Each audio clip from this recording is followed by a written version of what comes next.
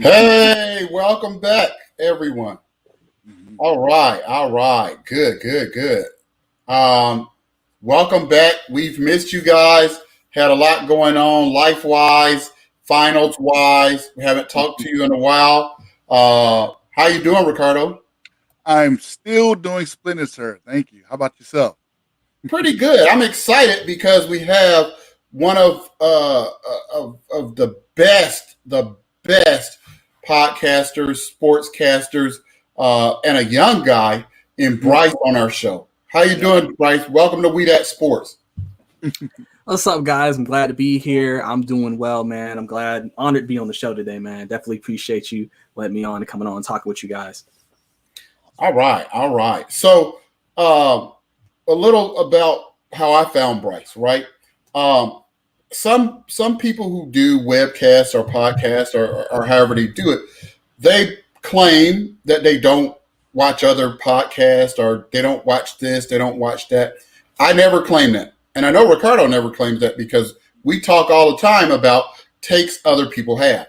In fact, this show came from looking at other sports venues and podcasts, listening, watching, and go like, that's not from the Atlanta point of view. They don't know what they're talking about. So I look at a lot of other content, and I saw this young fella, and he had some dynamite guests. I mean, Steve Holman. Who else have you had on, Brice? Bob Rathburn, Chris Miles from NBA TV. That's on the Hawks side of things.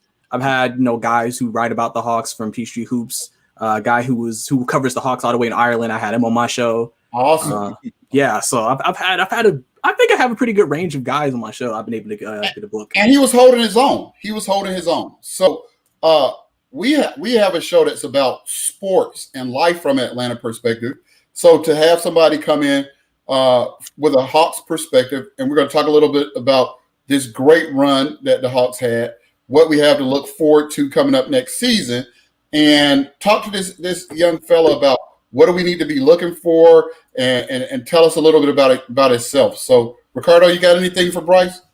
No. I just wanted to let him know I was super encouraged by watching this show. I was like, wow, he knows his stuff, like Jameet said.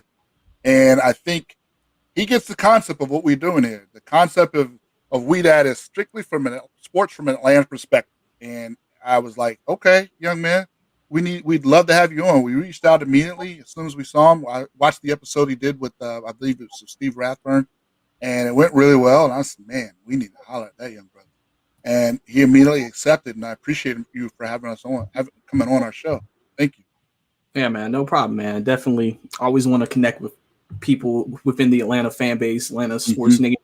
And it's great, man. Especially since I started covering Atlanta sports. It's great, all the people I've met so far, and seeing the fan base that people in the media say we don't have. So, exactly. So that's great. That's great for sure. That's great. So tell us a little bit about how you got started, and tell us a little bit about yourself.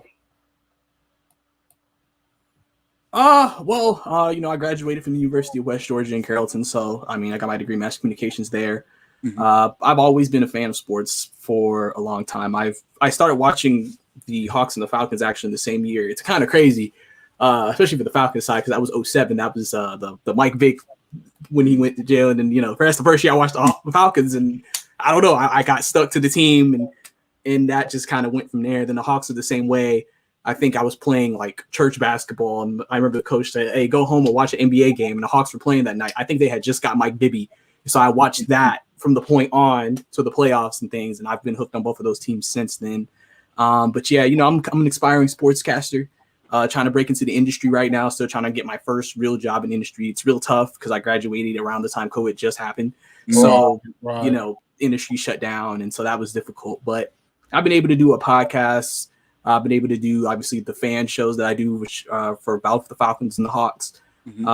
I've started writing recently, doing articles on the Hawks and Falcons as well, and just doing things I think I can to try to get myself more well-rounded and allow myself to break in and hopefully get a job somewhere and be able to actually start living off of it. So, You are well on your way. So Yep. what I just heard is that we'll see him back when we start our Falcons coverage, which is soon. So that's what I just heard. That's what I just heard. Yeah, definitely. Definitely. So where can we find you, Brice? So really best place to find me is on Twitter. Brice_2K is on the screen right now. If y'all want to go follow me there. Obviously basically my Twitter is just sports at this point. So, and a couple other things here and there, but pretty much if you want to talk, I'll probably, when I watch the games, do live coverage of the games. Obviously I drop all my content there as well. And, just everything in Atlanta sports, I get into all the arguments, all the discussions, things like that. So, it'd be a little active on there sometimes when I'm not too busy. So yeah, you can definitely follow me there if you're an Atlanta fan for sure. I love all y'all on my page, interaction, opinions, everything. And what's the name of your YouTube channel? We have the link there. But if I'm on my phone listening right now, what do I punch in? I know what to punch in, but tell our fans what to punch in so they can find you. Okay, so my YouTube channel name is just my name, Brice Lewis, BriceLewis. If you're looking for a particular show, probably the best way to find a channel, just because that may just be a very, kind of not broad search term, is just put in Atlanta Hawks fan show or Atlanta Falcons fan show, and I should pop up in the first couple of search results, so you can find my page that way as well. All right, Brice. So let's talk about this great season that we all had a chance to go on it, and it was so fun as a experienced Hawks fan to really have listen, we've had some great teams over the years, and maybe let's start off the debate there. Was this the greatest Hawks team ever? Brice, what you got, brother? With my limited history, I'm not as experienced as you. It's easy for me to go ahead and say yes. It's easy for me to say, yeah, this is the greatest Hawks team. Because technically this is the greatest Hawks season we've ever had. Mm-hmm. We've gotten the most wins in a Hawks, except for some movies to Atlanta wins we've ever had. Mm-hmm. I think when you look at this team, it was like when this team came together, I knew the team was going to be good. It was just one of those things where we have a lot of young players. It just depends on them and how far they develop and how far they go. Mm-hmm. And so, seeing how it all went out, Trey becoming, I think to me, hitting that superstar ceiling, hitting that superstar level, especially in the playoffs, and seeing the supporting cast and the potential of everybody on the supporting cast, DeAndre Hunter being hurt most of the season, Cam being hurt most of the season, but still doing what we did. It to me, it's almost like, it just seems like based off just that, it's the greatest team in Atlanta Hawks history in terms of just that. But I can understand if you talk about instant right now, if you just talk about player to player, I know why some people may not say that. Because, it's not like the 90s Hawks where you just had multiple stars. You may feel like a Dominique, Mookie Blaylock, and those guys on the team. But it definitely feels like, hey, like, this is like definitely, if not top 3 Hawks team in history, because just you don't get this far, you're not a good team, regardless of who we played. We played the number 1 seed in Philadelphia. We pushed Milwaukee to 6 games. So to me, I feel like, for sure, this is, to me, in my short history, the best Hawks team in Hawks history. Ricardo, what you got, buddy? I wrestle. I love the question. I do. But man, you're talking to I lot older than Brice, and so I remember those Dominique teams. A lot older. Mookie Blaylock, man, Doc Rivers, Spud Webb, Cliff Livingston. How far did those teams get in the playoffs? That's the thing. You're asking a person, sentimental value. Like, man, but he was so good. And you got to understand who we faced then. We faced an East team that, the Bulls weren't even the Bulls yet. We had to face the Pistons when they were the Pistons. And I talk about this a lot. The Milwaukee Bucks team of the 80s, man, they were a problem. Jack Sikma, Sidney Moncrief, Cleveland Cavaliers. I love Paul Pressey. Yes. Maybe the first Terry Cummings, the first guy that you heard as the point forward. Yeah, Terry Cummings. And then you got the 90s Hawks, which I like too. If you put a gun to my head right now, I would say, listen, it's going to be hard to speak against the 2015 Hawks that had 4 All-Stars. In 4 All-Stars. I mean, now, of course, in hindsight, we know what they weren't and what they were. But hey,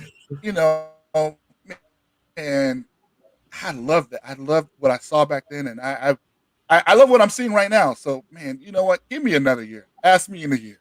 Ask me in a year, because I love what where we're going. I love what we're doing, and we're going to talk about that a little more. But man, this team, I agree with Brice. This team is right up there. I would say at least in the top 3. And so for me, there may be debate, are they the best?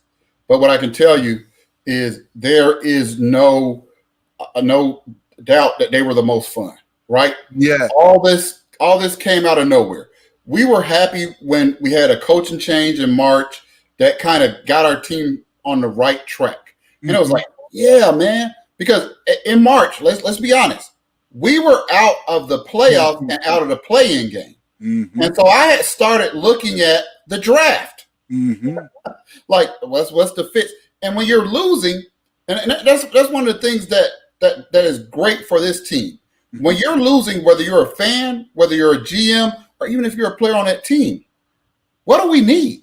What do we need, right? And so we go on this incredible run and get this incredible seed that nobody could have predicted for us. Yep.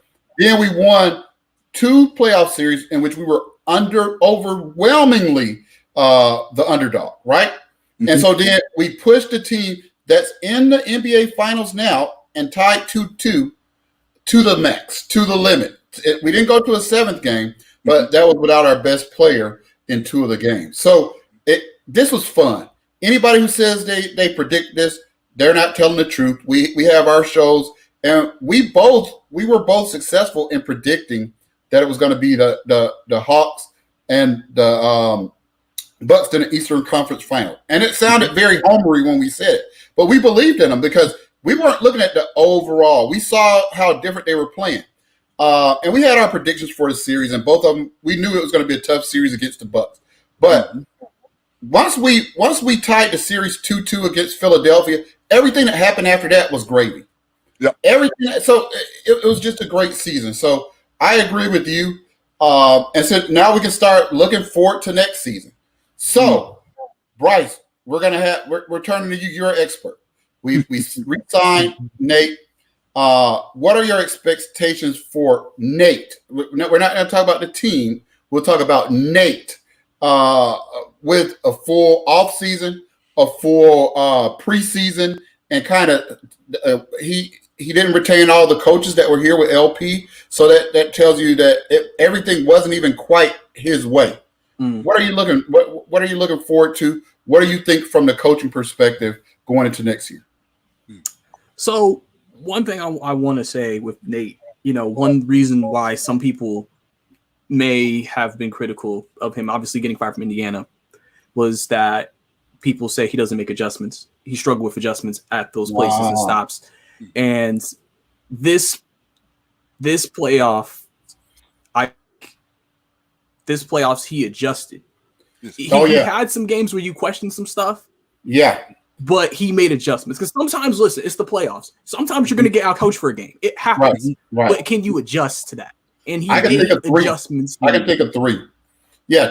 So the 3 that I can think of is after game 1. And sometimes it's like listening and who's delivering the message, right? Like if somebody who's not credible is telling me not to invest in this stock, I may not listen to it, right? But if somebody who's credible is telling me, hey, this, so I think the Hawks proved that they have credible people talking to Nate. Because after game 2, when we lost the game that we probably could have won, Nate said, well, we're going to stick to the minutes. And then somebody talked to him on that flight home, and he said, no, there's no minutes limits. And he did an incredible job with the minutes the rest of the whole playoffs, right? The second one that I can think of is that against Philly, right? We were just getting we were giving up 126.3 points a game, and I was like, we have a good offense, but we can't beat a team 130 to 128. And so he slowed the game down. I thought that was a subtle adjustment. He slowed the game down and invented a big lineup that never played a single minute together in the regular season. Yeah. The third thing that I thought he did was the plus minus for Solo was terrible. Starting off that Milwaukee season, that series. I mean, it was like literally Solo by himself made us lose the games that we had lost. Even though that game 2 was just a terrible blowout, but even if you take that out, his minutes were terrible. He didn't play Solo the rest of the series, and so that shows that somebody had a good way of bringing credible information to him. But like you said, he listened and he made adjustments, and I was just impressed with that. So I just wanted to kind of jump on your bandwagon because I love that point, Brice. So continue. Yeah, and and that's important. Obviously, like you said, he didn't retain all of the coaches, so he's going to bring some of his guys in there. And that's the thing about a coaching staff is you want to have that communication. Like, hey, coach, like if you try this with him, maybe do this. You know what I'm saying? Because you depend on them to game plan. You know what I'm saying? Right. They're all in there together for a reason. And I think for him in his first offseason, he finally gets to establish what he wants. Remember, when he took the job, he made a comment saying, I'm not going to be able to establish everything I want to do because it's mid-season. Like, it's like we're in condensed season. We're playing every other day. We can't practice. So I can only do so much. So a lot of it was just film study and say, hey, these are just we need to make it. We just got to execute on the floor. We're not going to be able to practice it. So and then he had to work with that, and he was able to do a lot with that. And so that's very impressive to me. And so this offseason, he's finally going to be able to establish some things. I hope that whenever they had their exit meetings, he was able to kind of tell everybody, hey, work on this offseason. You know what I'm saying? Do this offseason. Because the team seems like they're going to respond to him. They're like, I'll listen to you, coach. Yes. Totally different vibe. Totally. You don't have somebody undermining you and basically having a team hating and trying to turn players against each other. That was unbecoming. And so go ahead. But yeah. And so, like, I think that puts him in a really good spot because he knows, okay, I can really fully establish what I want to establish here.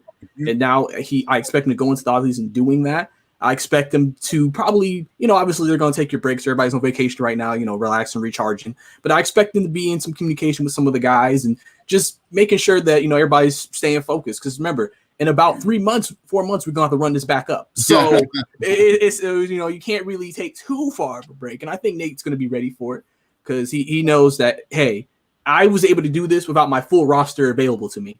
Now, if I can get my full roster available to me, wait to see what we can do, what I can do with this team in the lineups, adjustments, and things he's going to make throughout the season, and hopefully into the playoff run next year. Carlo, what you think? Well, you guys hit that nail on the head. The perfect thing for me, though, that I'm looking forward to next season is something he already has in spades is buy-in. I think in the NBA game, X's and O's is important. Analytics is imperative to the game. But what you want is buy-in. And I don't know a coach outside of maybe Ty Lue who has more buy-in from his players right now than our coach, Coach Nate. I watched.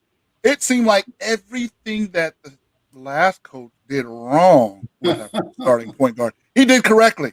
And obviously this part, because he's played in the league for a long time, he knows, he's been here. He knows what to say. Like Burrell said, it is important. Communication is everything. And I think he just did a good job of showing he has buy-in with the guys. We had to pay him.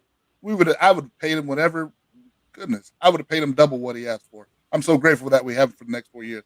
I think that with him and the core coming back, and with like what Brice said, with the maybe a couple of nicks and tucks with his guys as far as the roster, man, I do have my Hawks color glasses on right now, but I feel very good about our expectations for next year, which I'm sure we'll talk about.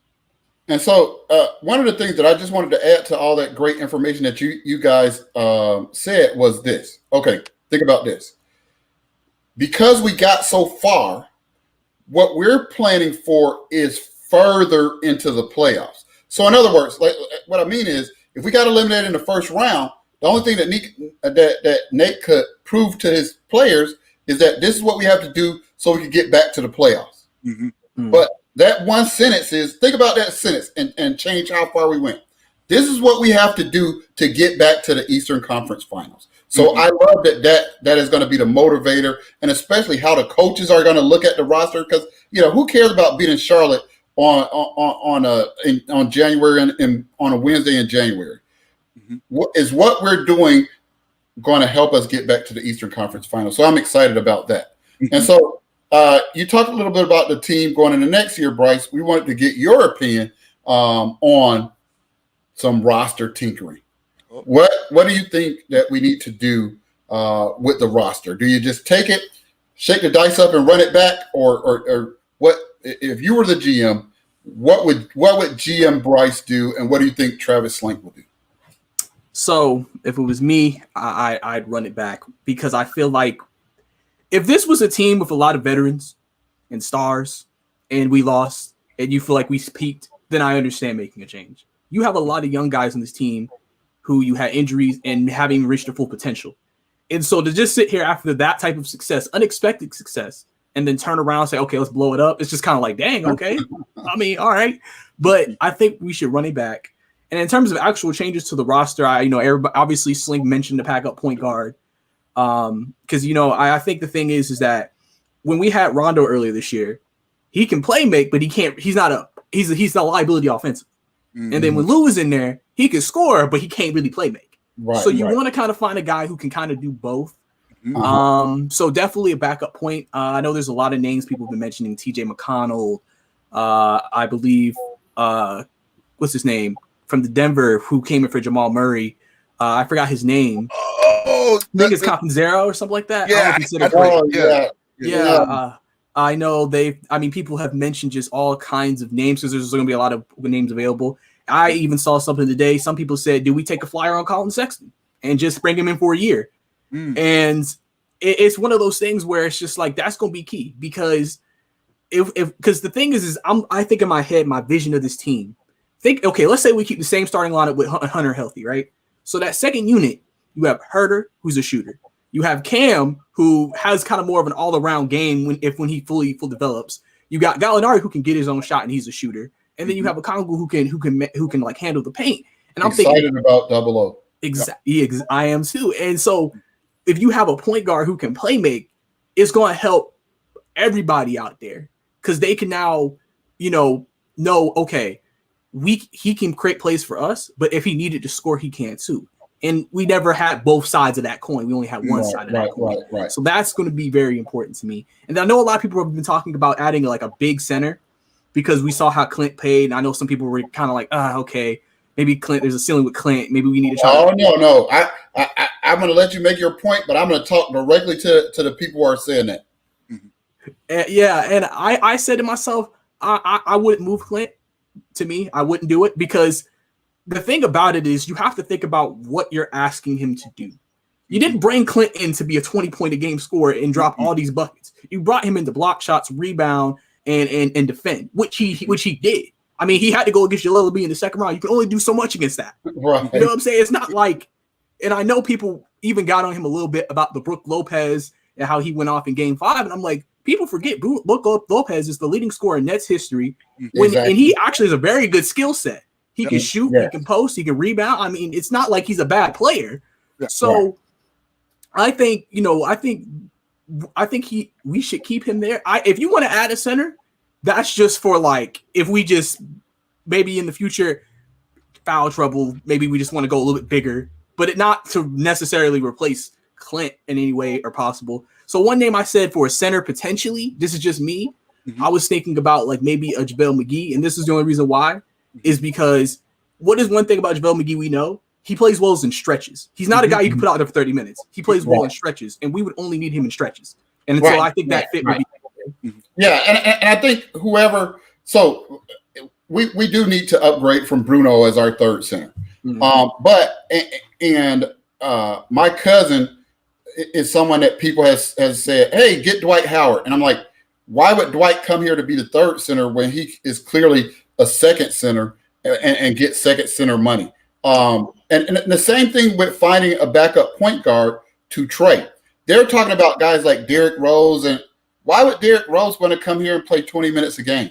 Like he does, I'm sure he doesn't want to play 48 minutes a game like Tom Thibodeau will play it. But so those are the things that have to be under consideration.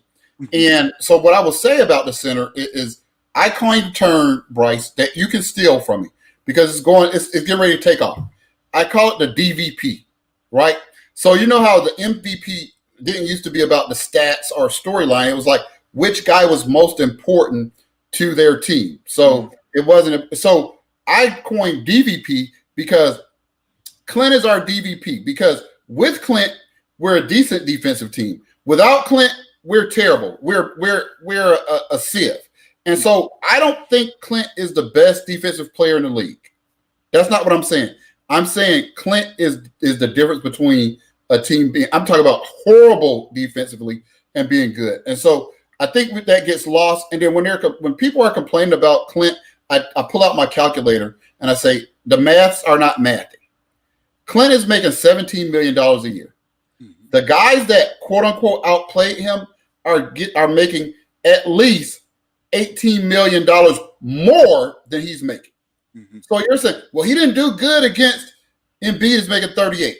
Well, he didn't do good against Lopez is making what, 28, 29. You know, like these guys are making a lot more than he is. And they are not as good a rebounders as it. So when you look at the overall picture, it was a lot of buzz about Miles Turner for Clint Capella, right? And you could get tricked in that because Miles averages 12 points, Clint averages 12 points. Here's the big problem. Clint Capella had the most total rebounds in the NBA. Miles Turner's averaged 6 rebounds.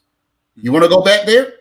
You want to go back there to that getting beat up and bullied on the board? And Ricardo has some opinions about what happens when teams get bullied on the board. So be careful when, Brice said, people are talking about bringing this guy, bringing on this guy, but we don't want to blow up the team.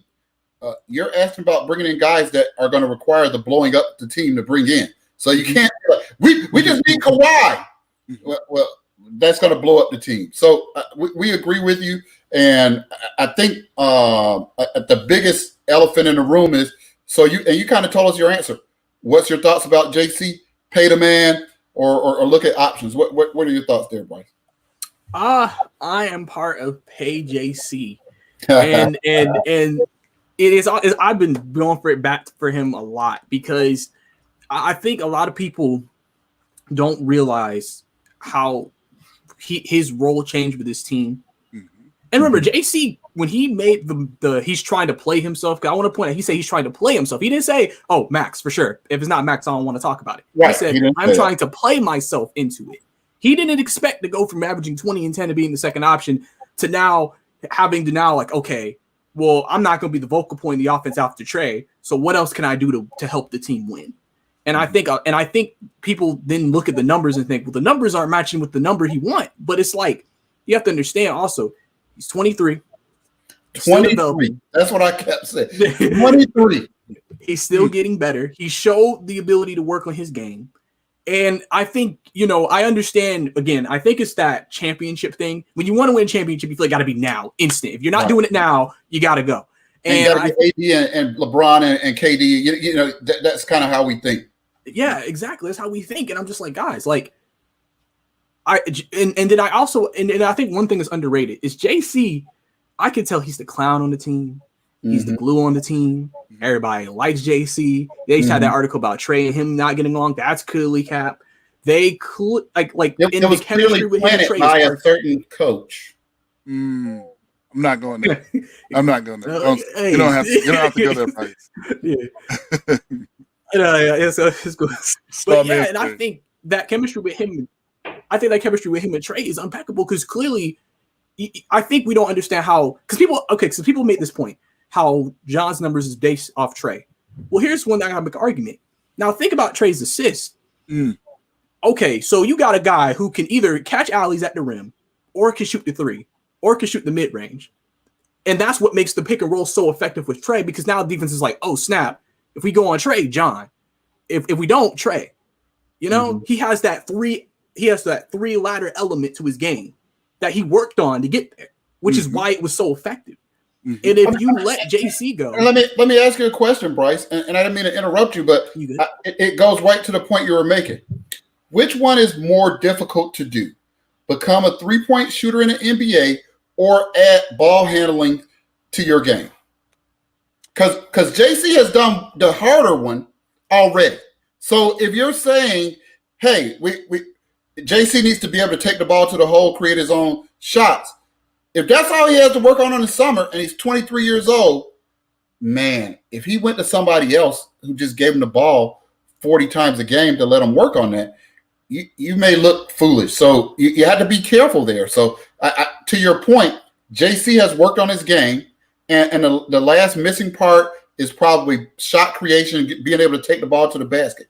But his free throw percentage is so high, all he needs to do is be able to drive the ball. So if his summer project is drive the ball, which one is harder? His summer project, Ben Simmons' summer project, a bunch of other players' summer projects.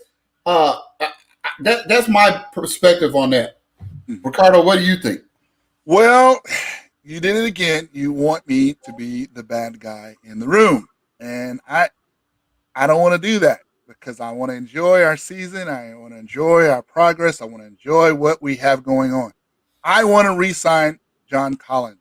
Let me start there.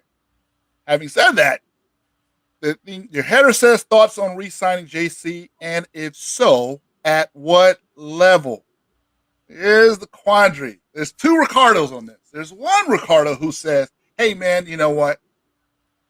Pay him whatever. Let's run it back. Because I agree with everything Brice said eloquently. It's obvious that you have a degree, young man at West Georgia. You did a great job. I appreciate that. Appreciate you. The problem is, boy, I tell you what. Here's what you're saying if you re-sign him at the max. What you're saying is you're willing to go with our team. You got to pay him, and then you're going to have to pay Trey next year. That's definitely a max. And then right after that, you're going to have to pay some of the other youngins. Cam Reddish 2 years from now is going to be, he's going to be exponentially better, and DeAndre Hunter. So we're probably going to have to choose from him because we can only have 3 max guys. But my point is, I agree with you guys. On one hand, there's me that says, hey man, we can win with this roster right now, and I'm there. I'm willing to roll with it. But if so, at what level is what gives me pause. I would love to sign him for what we had initially asked him to sign with us for a few months back. Ain't gonna happen. I understand that won't happen. I would love to avoid the max. And I'm the guy that, listen, there's one Ricardo that says, hey, you know what? We're a good team. We're a really good team with him, and we can roll what we got. We can do that. Or we could say, hey, you know what? This is our number. We can't go over that. And if we're not, we're going to have to look for something else in a position that really, frankly speaking, today's NBA, the 4 is the most replaceable part of a team in today's NBA. That's just real. Now, if you were going to do that, I don't know if Jimmy already had that set up, but I already have an idea of what I would do. If we can't have Collins back at a suitable number, what I would do is go get Julius Randle. And why would you get Julius Randle? Well, number one, guess what? He's a pretty good ball handler. He plays the 4 really well. He can get his own shot. And I'm going to tell you one thing I love about the idea of having another ball handler. Well, I think it's imperative. As much as I love Trey as being Trey, I want him to be our primary ball handler. But what happens is he's a little guy, and it's a big league. It still is. It might feel like it's not, but it's still a big league. And when you keep having to run into Drew Holidays and then the Ben Simmons, and every round, I'm just thinking big picture. For me, for my money, I don't want him to have to be our only ball handler. So I'd love the idea of having another ball handler and having Trey play off the ball, playing him more of a Steph Curry role, running through picks and screens and letting him just, hey, you know what, Trey? Go and you get your 30 tonight, boss. And you get our 8 assists from you, and we get 5 from Julius Randle. Now, there's a couple other guys I'm thinking of, but Julius would be my first pick. Now, that might be throwing our We Dat audience for a loop, but that's just something I'm thinking. Just one of those things I'm thinking. Y'all let me know what y'all think. Well, can I make one point? Sure. So one thing I've also said about re-signing JC is personally, I believe if Slink gets what he wants, he's trying to sign him before free agency begins, and I think that'll be lower than the max number. Okay. But I also said this, and here's one thing we have to think about, because I know everybody's like, oh, Hawks need to acquire a star at some point. Mm-hmm. One thing you have to think about is if we sign JC, remember something. Mm-hmm. if things don't work out, if he underperforms, if things just don't work out next couple of years, if we have his rights, we still have the ability to trade him later on, and he will be a big piece because he's a young, talented player, and that's what all teams ask for in trades. Oh, we want your young star back if you want him. And so I think that's something that you have to take into consideration. It's like, okay, we'll pay him a lot of money, and then listen, if 2 years or 2 years from now, he's not really maybe working out for us, and we got Cam and DeAndre coming up, then it's like, well, maybe we can move JC. And then, maybe free up some money that way. And then maybe, usually every team could have a max of like 3 max players. So if you move JC, then you might be able to keep both DeAndre Hunter and Cam Reddish at that point. Because I don't think Kevin's going to get max. He's more, I'm looking at him probably getting what Bogey got this offseason, which is a pretty good number. So, and maybe that's something they can look at. Because sometimes you may want to keep all your cards just in case, hey, we might need to make that big move later, and I want to make sure I have all the assets in place. Because if we let JC walk, well, if we have to make a trade, who are we giving up? DeAndre and Cam next? Right. And that's what happened in Sacramento. Sacramento was in this same situation. The fans were having these same talk. Well, they're 2 fans. They don't have cool fans like us. And then what they ended up doing is they lost Bogey, and they didn't get a single thing back. And that's not how you ever build. So with that, let's talk about what your expectations are for the Hawks record-wise. You don't have to give me a number, like where are they going to finish, and what are your thoughts about how they're going to do going into the playoffs next year? I think for me as a team, my goal would obviously be to get home court, because I think, remember, we play on the road every series beginning. We did. Don't forget that single one. That Philly series, Game 7 road, we had to travel to Milwaukee, 2 more road games. We played 3 road games, and we weren't home in Atlanta for a week. So you definitely want to try to get home court. I think you want to be a top 4 seed for sure, which I think is very much capable. Trey said that. And then my playoff expectations, this is where it becomes very tricky. Because, we got to these conference finals, so now everybody's like, oh, NBA finals, right? It has to be, right? But I always tell people, listen, every year, they're in each conference, you have 3 or 4 teams vying for a final spot. 3 of those teams ain't gonna make it. And listen, Brooklyn's running back next year. If they stay healthy, we know how good they can be. Milwaukee's the team to beat this year because they're in the NBA Finals, and the Sixers are gonna be back next year. We'll see what they do with Ben Simmons, but they're expected to be a tough team, and then we'll see what happens with the other teams that you should never know, given the surprise team. But I mean, honestly, it's like, for me, it's what I see in terms of the growth of the team in the playoffs when we get right. If we go into a 7-game banger of a series against Brooklyn in the Eastern Conference Finals and everybody balls out and we just lose, then it's just like, you know what, they got it. I can't even say we didn't do our thing. Now, if we just went up in flames, then I can understand being a little upset. But if it's just one of those types of situations, it's like, I mean, listen, this isn't easy. It's not easy to get there, and we almost got there. And so really, you just look at that experience and just think, hey, if we can have more consistency, if we play better, if everybody's healthy, and it feels like, we put out our best, then I'll be satisfied with it. But obviously, if I had to give at least minimal expectations, at least get past first round again, all right? Because I feel like we should be able to do that regardless, especially if we get a higher seed. And then, like I said, we'll see what our matchups look like in the semifinals and Eastern Conference Finals, depending on how far we get from there. I like it. Thank you, Brice. What's your thoughts, Ricardo? Oh, man, I appreciate everything you just said, Brice, because that's the one thing I've learned from this year. Man, there are too many variables to say too much one way or the other. I'm hoping for 50-plus wins, the top 4 seed. Everything after that is once again gravy because we're so young, especially with the re-sign John Collins. I like our squad as it is. Don't get it twisted. I do want us to be – I like us where we're at. I do see a couple of scenarios where it's like, hey, Brooklyn, Milwaukee, Philly. It's hard because I have my Hawks colored glasses on. I'm like, I don't see how we don't beat Milwaukee if Trey was healthy. But, woulda, coulda, shoulda. There's so many variables. It's just injuries are just everything right now. I just hope that we can continue to create depth on our roster and have, another ball handler. I feel real great about our prospects, but as far as numbers, 50-plus wins, top 4 seed, in terms of what we do in the playoffs, it's according to what the matchup and how we figure out in each, in each matchup. That's way too early. So for me, I'm similar to you guys, but I want them to target higher than the top 4 seed. I want them to target the top seeds, right? Okay. And I'm not afraid of Brooklyn as other people are, because when they're playing together, they are the best team, maybe one of the best offensive teams ever. Mm-hmm. But here's the problem. They only played together for a handful of games this year. And so we're going to add a year onto one guy who hasn't played 75% of an NBA season in 6 years. Another guy who missed 2 of the last 3 years. You're talking about Brooklyn, right? And Brooklyn, I'm talking about. And another guy who's missed more games in the last 2 years than he missed in the first 8 years combined. Mm-hmm. So if we push, we should be able to get a seat higher than them. Milwaukee's going to be a bear again because they're secretly young as well. Mm-hmm. But do we have a different result if we had home court advantage? That's something we'll never know.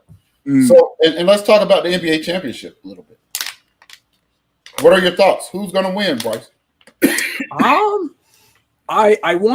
So my heart wants the Suns to win because I am part of the CP3 winning the first chip. The Suns are a great story as well, from where they were to now and everything. But it's tough because Milwaukee is so wildly inconsistent, and I think that's just because of Mike Budenholzer. But it's like they look like a team where it's just like they should win because they're the bigger team. Mm-hmm. They have the best player on the floor. I think Giannis is the best player on the floor in the series. Mm-hmm. Mm-hmm. And you've seen when Middleton goes off, they don't lose. Exactly. Listen, remember, people forget game 1 against the Hawks. Drew Holiday and Giannis went off, and we still won that game. Yes. But when Middleton goes off, that's not the same result. It just is his impact is different. Yes. I'm much more impressed with him than I was initially. I didn't know he's that good. Yeah, and Middleton kind of represents the fear factor for JC. Because at this point, was Middleton, at this point in his NBA career, in a G League and all the stuff he had to go through, was he as good as JC is now? No. So you get rid of JC and Middleton worked hard on his game. I think JC can be a go-to scorer. Maybe but not next year, but in the next 2 years, he can develop that. And so when you see Middleton, you can see what happens when hard work and talent kind of cross. Mm-hmm. So that's just how I feel about that. Mm-hmm. And you're right. If Middleton scores 30 points, they're going to beat anybody in the NBA. Mm-hmm. And so you have to be careful of that. Mm-hmm. And he's inconsistent, but what's consistent is his effort. And he plays better defense than other primary scorers. So, mm-hmm. So do you have a pick there, Brice? I'm gonna stick with the Suns. in 7. But mm-hmm. I wouldn't be surprised if Milwaukee won just because I understand what they're capable of. But I think, Chris Paul is going to bounce back from his game 4. Mm-hmm. I think Devin Booker is going to continue to play well, and I think they're going to be able to make enough plays late because they've shown the ability to adjust from adversity from the Lakers series and then the Clippers series and now. So that shows you that definitely is a mark of a championship team. Mm-hmm. I think both of them have that championship DNA, and it's a shame that somebody has to lose. And unfortunately, in our culture, if a team loses, now they suck or their coach sucks or their star player. And so for me, seeing Chris Paul, if you're not a Chris Paul fan, like how do you even like basketball? Mm-hmm. So there's a part of me that definitely wants Chris Paul to win. But I wanted the Bucks to win last night because I want to see as much more basketball as possible. Mm-hmm. So I think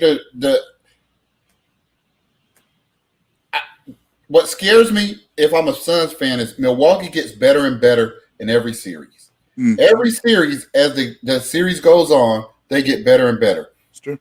And that doesn't portend well as a Suns fan. So I don't know if I had to make a prediction. I think the Suns' home court advantage is how they win, and it may be in 7. Ricardo, what you got? Well, oh man, it feels like you guys are making me be the devil's advocate. I don't like that. I agree with it, but with both of your points. And man, I have a mixed bag with Chris Paul, and it's actually happened very recently. I just noticed, and listen, I'm a hypocrite. I'm a hypocrite because Trey is a jerk, and I love it, but I see it in other players, and I can't stand it. And I just was like, man, Chris Paul deserves it, man. He's had such a bad turn. As far as his basketball, I've always had him in my top 5. I've had him in my top 5 as a guard in his position, not top 5 all time, but he's top 5 guard in my opinion already. Guard or point guard? Point guard. Point guard. That's the only guard. Mm-hmm. Yeah, point guard. Point guard. That's what I'm assuming. And I love his game. I love everything about his game, and he deserves it. But my very real concern is he is 35, 36, and it's starting to show. I just think that 30 minutes a game in a regular game. And listen, what we said earlier in these playoffs, I said that, hey, Ben Simmons is the most dynamic perimeter player right now in the league. The second most dynamic perimeter defender, in the league just might be Jrue Holiday. He is. I think he's making his case clear. He is a problem. He is a problem. He is just. He's relentless. I'm like, does he get tired? He's been doing this the entire series. He's not affected by shooting terribly. No, and he doesn't care about if you got yours. You're going to have to keep getting it every time down the floor. Sometimes what the Kevin Durant's, LeBron's, these great players do, they make 2, 3, 4 jumpers or mid-range shots in your face. You know, the tendency is to lag off, call for help, or whine and complain, look for reps. Call timeout. Coach, call timeout. Not this kid. This guy, 90 feet. He reminds me of Arkansas. I don't know if you're old enough to remember this, Brice. Man, the 90s, I think it was the 95 Arkansas Razorbacks. And it was 90 feet of hell, 94 feet of hell. And they as soon as the ball came out that bucket, they were on your butt the entire 94 feet. And that's what he does the entire game. So having said that, I have serious concern about my guy, Chris Paul, who I also want to win. And I actually initially had picked the Suns in 6. But if Chris Paul is Cliff Paul, I don't know if we're going to be able. It could be Milwaukee Bucks in 4. I mean, in 6. It could be Milwaukee Bucks 4 straight because they're looking like they are really confident. I don't think you're going to stop. They did not play well last night. They didn't even play well. Yeah. And that's got to be discouraging. Yeah, and I just think what's happening is, man, your guy Booker scored 40, and the formula is, man, we're supposed to win. And the truth is, I thought the Suns were going to win. I go get a glass of water, I come back down, they're down 7. I don't know how it happened, but man, Bucks are relentless, and playing at that place, it's not going to be fun. The Suns fans have been great, so I'm going to go out on a limb, and I'll say the winner of Game 5 is going to win this series. And I don't know if it's that's not a limb. I think it's like a 70% clip or 70%. No, usually the winner. I get you're the numbers guy, and Jameed Jameed is big on gambling. I'm pretty much the exact opposite, especially in the playoffs. I just that's why I don't bet in the playoffs. But Gary says Phoenix in 7. I'm rooting for Phoenix, and I'd like for it to go 7. It'd be great. But my thoughts is right now, as I see it, is whoever wins Game 5, because there's just too many variables that we don't know. Like, does he have it in him for 3 more games? I'm not even sure. But they got to win Game 5 like they won Game 1 and 2. They can't just win Game 5 like they escaped. You got to leave no doubt like, hey, we're closing this out. And so if they don't do that, then it's going to go 7.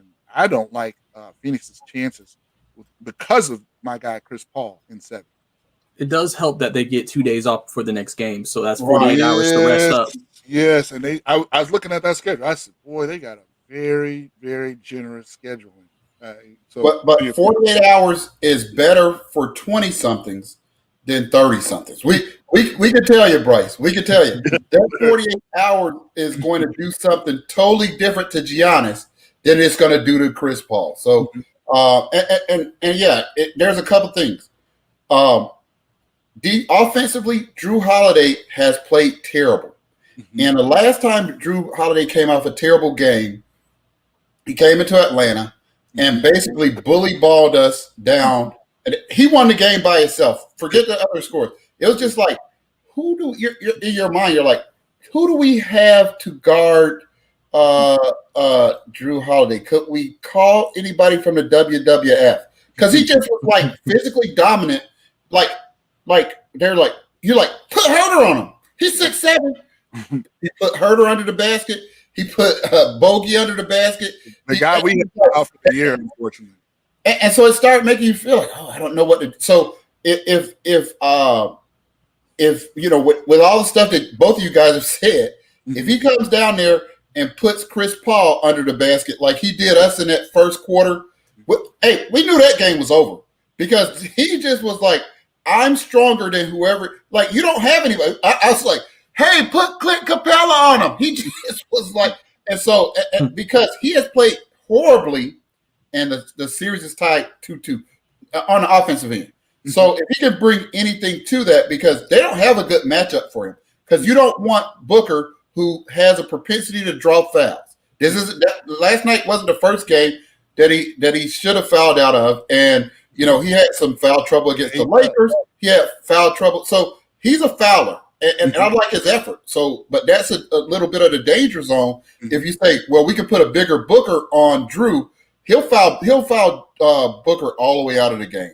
And so you have to be careful there. So I like your guys' picks. I love your thoughts. That was awesome to get that for you. Before we close, Brice, and we'll run your site back again. Quick comment on the men's Olympic basketball roster and the early results. Basically on that. It's funny because everybody's like that the ceiling is falling, and then Bradley Bill's ruled out for the rest of the Olympics. I sat there and I watched it and I said, I think first we obviously hear that the world in general is catching up because there's more NBA players coming from other countries coming to the league, so the talent is increasing. But I think the biggest thing is that I think it's just we all know that the other teams have chemistry. They play together, and they're usually very well constructed for the most part, unless certain countries may not have there's no favoritism in the selection. You mean we don't leave off good players because they're too young and they haven't earned it? Gotcha. Exactly, and remember, in other cities, especially Euros, you're playing professional 14-15, so you're playing with each other from that point. And us, we kind of run our system like an AAU system. All right, we're gonna put y'all together. We need y'all blown out. So. And I think what we're missing is we're missing an inside presence because all of our major big men are either hurt or not wanting to play. We forget that. Zion a big man? Would you consider Zion a big man? How's he doing on the Olympics so far? He's not on the team. I got you. I just emphasizing your point. Go ahead, Brice. Oh yeah, my bad. But and because like they were 80s hurt. He would be really key here. I mean, you could maybe say somebody in the finals. We forget that Drew Holiday and Chris Middleton are supposed to be on the Olympic team, but they're playing. And Booker too. But then I also thought to myself, they're playing the finals. If they come to the team, how much are they really going to play? Exactly. Because you're coming off the end of the season, then you got to keep playing. They're probably not going to play that much at that moment. So, and they're trying to find a replacement. I heard Christian Wood is somebody they're looking at to replace Bradley Beal. That would be key. That would only work just because they need a big man, and Christian would have shown some potential. But I mean, I think they'll get it together. It's just I wouldn't be surprised if they lose again. And I'm just being honest, I wouldn't be surprised if they lose in the Olympics because if you can exploit them and then they're not making shots, they're not the greatest defensive team in the world either. So if a team really brings their A game, like Nigeria, they hit 23s. Usually you lose games like that. So, and the rules are obviously different. So I think that adjustment too is there. But I think we'll bounce back. I think we'll play better. But definitely have to see how things work out. Hopefully they can figure something out before they actually get to the Olympics. Because obviously you don't want to see a poor showing, especially with the amount of talent we should have on the team. Right. Ricardo, what's your thoughts? We could do a whole show off of this. First is the elephant in the room that you guys might not want to admit, but it's super obvious to me. The world is catching up. It's been catching up. And Brice said that. He did say that, but I tell you what, a lot of us, our people, the Americans, we're not clear on just how much they've caught up. I think so. Because, like, why didn't America choose Luka? He was first team NBA. oh, that's right. He doesn't. He's not from.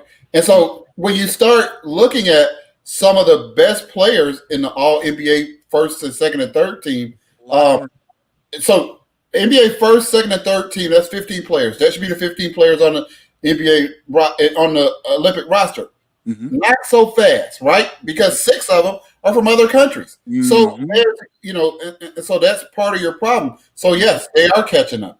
Yep. And so what's happening also is, be honest with you, you kind of alluded to this as well, Brice. We're not giving them our best shot. I mean, Anthony Davis, that would be huge. Mm-hmm. I always listen. I'm an Anthony Davis fan. I always healthy Anthony Davis on that squad makes us just exponentially better. But the other problem I see is, man, we got a bunch of guys who do the same thing. Right. Bunch of isolationists. But, and that's what he's talking about, the roster construction. And and I think you kind of got into my problem with it, because we have all these, you got to save a space to this guy because he's a veteran. You got to save a space for this guy. Mm-hmm. And you remember when they used to put an Olympic team together and it would be like, here's our defensive specialists. Mm-hmm. We don't think defensive specialists because their agents and Nike, Adidas, nobody is calling to say, hey, you better have that on it. But the old teams, the old Olympic teams would say, we are going to have this guy as a defensive specialist. Hey, we got to have this guy as our team is constructed basically like an all-star team, and we're getting the same results as you would get if you had an all-star team play an actual real team. So I think our program is a little problematic because, like Brice alluded to, the other teams still select their teams like, here's our three-point shooter. Hey, this is the guy that we're going to put on Bradley Beal if he gets hot. So we got to look at that, and I appreciate both of you guys' contributions. Brice, I'm putting your info on here. Thank you very much. Daryl said they need some milk. Thank you for joining us. We look forward to having you back here in the Falcons seasons. If you look at the bottom of his YouTube channel, tell our fans again how to get to you. Yes, sir. You can follow me on Twitter at Bricey_2K, BRICEY_2K. Like I say, you can look me up on YouTube at Brice Lewis. Also, if you need to just put in the Atlanta Hawks or Atlanta Falcons fan shows, you can find me that way. And I also forgot to mention this at the beginning, you can also go check out my website, Bricey2ksports.com. That's where I have my articles at. So you can check that out, things I write on the teams whenever I can post them and things of that nature. So, and yeah, guys, I definitely appreciate y'all having me on, man. I definitely loved it. Yeah, I like the energy you brought in here, man.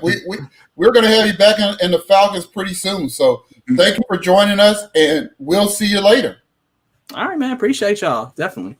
Peace up. A-Town down. So, Ricardo, thanks. That was great having such having that energy of Bricey on the show, man. That was great.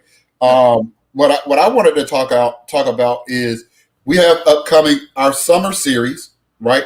Yep. We have our summer series that we're going to go through college football, right? Mm-hmm. We're going to start all the way in the Mountain West and make our way all the way up to the Big 12, the Pac-12, the Big 10, the ACC, and finish coming down the stretch, right, leading up to the kickoff of the Georgia-Clemson game with the SEC and rankings. So what do we need? We need you to contact us on our page, right, to say to tell us, I want to represent Tennessee. I want to represent UCLA. I want to represent Ohio State. I want to represent South Carolina. You don't even have to do a bunch of research. What we know is fans of teams know little tidbits that even the analysts don't know, right? Mm-hmm. Who's a guy coming back that's going to surprise? Who's a new coaching addition that we're sleeping on? Who's a highly rated recruit that's kicking butt in the spring game? Mm-hmm. We need that from you. And it's going to be so short and easy because Ricardo and I are going to set you up. We're going to throw you that alley-oop. We're going to tell you about your returning starters, who you lost to the NFL, What's your projected record? And then we're going to ask you, how do you think you're going to finish, and where do you end up? Do you end up in the Blue Bonnet Bowl, or do you end up in the college football playoffs? So, yeah. Jacinto asked, since the world is catching up, do you think the NBA will stop sending their players? Absolutely not. That's why they're gonna continue sending their players. Because if we played them with college players, it would get beyond us. Yeah. Mm-hmm. So, that's what the NBA is now. The NBA is an international. Right. And so, just to look and say, look at our banner at the bottom, We That Sports, right? And contact us to represent your team, right? Contact us to represent your team, and I think we're going to have fun. We're going to have fun, give you a chance to talk about your team. We'll bring our level of knowledge, and trust me, we study. Mm-hmm. Ricardo studies for whatever reason. He studies. The professor studies so that he can win gambling. But either whatever reason you're studying, we're going to give you some tips. We're going to go through the conferences so that you won't be surprised on results. So you have a chance to shout out your team and tell us what's going to happen with your team. So we really look forward.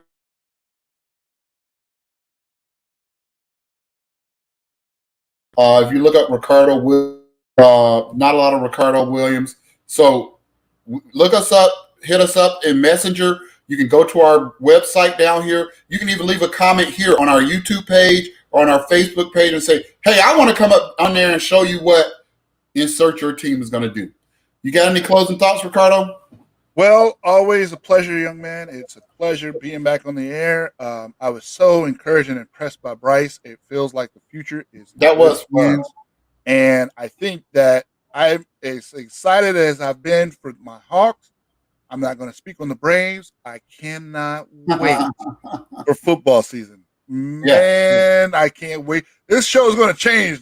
You guys like the energy now. Football season, man, that's our bag. Everything else is gravy. We're looking forward to our Falcons, our Bulldogs, all you guys teams. We're looking forward to having conversations with you guys about your team. We know you're excited too. We thank you so much for allowing us in your homes once again. For myself and Professor Jameen, we're also going to have a couple of little mini shows where Jameen's going to kind of do some in-depth gambling episodes, and that'll be look for that sometime around September, around football season as well. If there's nothing else you got to add, Jameen, I want to thank each and every viewer, every comment. Please keep commenting. We love you guys commenting. It means a lot to us. We want to thank Brice once again, and for the rest of the crew, peace up. 8-Town down.